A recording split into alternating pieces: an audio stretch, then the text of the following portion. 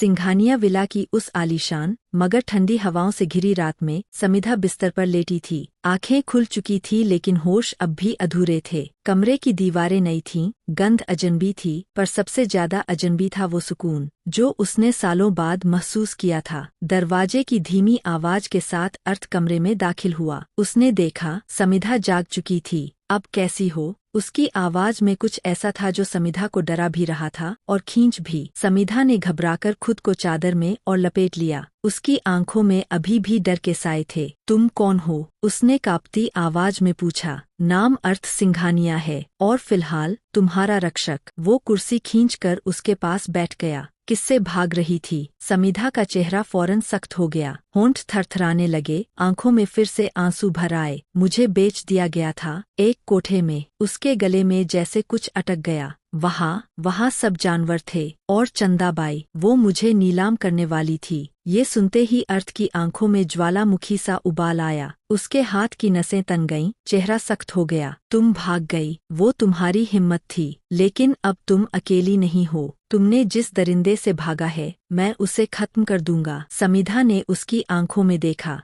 वहां न कोई दया न झूठा हमदर्दी, बस एक वादा था उसे बचाने का। क्यों? वो बुदबुदाई। आपको क्या फर्क पड़ता है? अर्थ थोड़ी देर चुप रहा, फिर धीमे से बोला, शायद इसलिए क्योंकि तुम पहली इंसान हो जिसने मुझे छूकर मुझ में कुछ नया जगा दिया है, और अब मैं तुम्हें खो नहीं सकता। समिधा के दिल की धड़कनें रुक सी गईं। उसकी आंखों में पहली बार डर से ज्यादा सवाल थे और शायद थोड़ा यकीन।